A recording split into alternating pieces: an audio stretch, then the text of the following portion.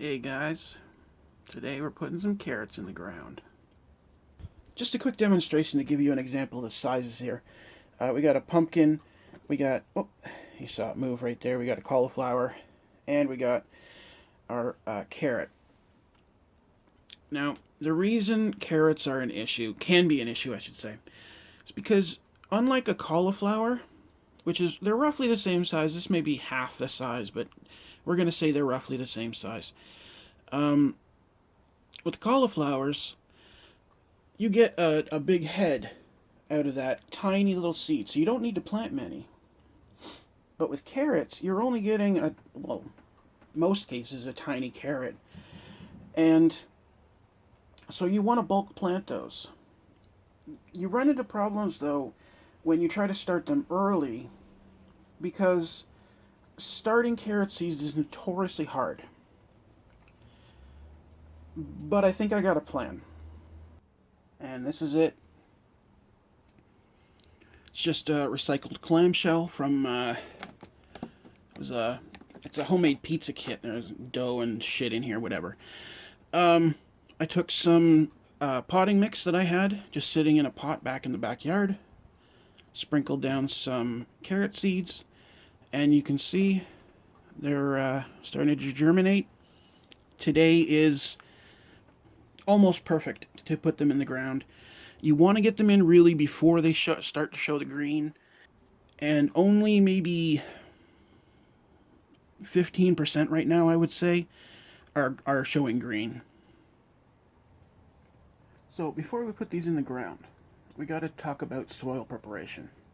Carrots, of course, are a root vegetable, and they need a lot of really light soil in order to go straight down. The problem with my soil is it is not light. When it's wet, it's just mud. When it's dry, it turns to concrete. But there's a nice halfway point there. And that's what I'm aiming to get with this. It looks a little ragged now, but that's only because I've been trumping all around it. What I did was I took the garden claw and broke up the soil. Then I used this thing to trench the soil, and cleaned up after it with this new hoe that I got. It's a handy little deal.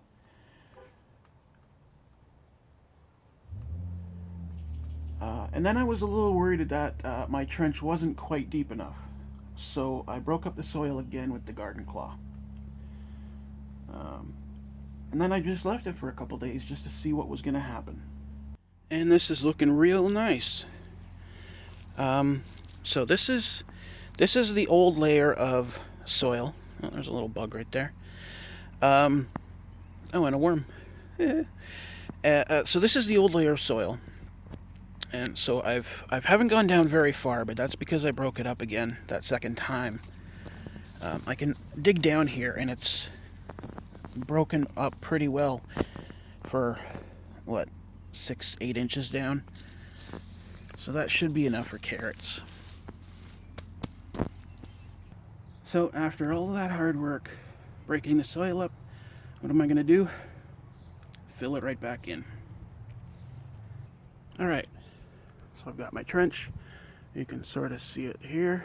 I put 2 posts to mark it. Now, all I'm going to do is take my germinated seed and sprinkle it down the end here.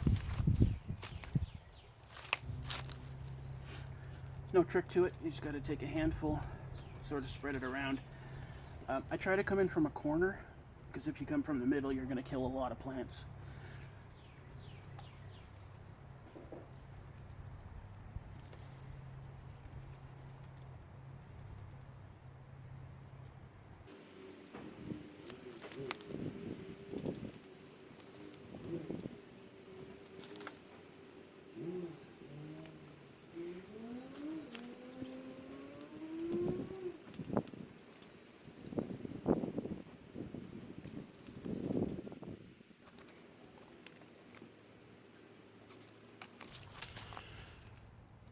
So, I don't know if you can see it, but it's a little bit lighter here than it is down here. It's a little bit wider and thicker down there.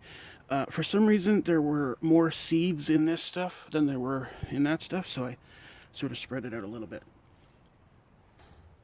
And now, all I got to do is cover this over with a bit of this mulch.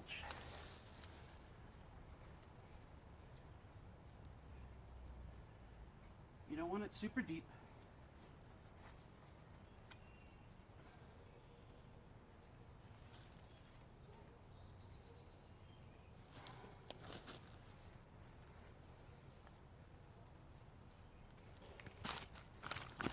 So all that really does is camouflage it from birds and whatnot who are going to try to come along and eat the seeds or the sprouts. But now here's the tip that isn't really a tip, because everybody who grows carrots does this. You get yourself a plank of wood, lay it over top. It'll stop those seeds from blowing around, but since I've already germinated mine and covered them, I'm not doing this. I am going to use some scrap glass that I have lying around.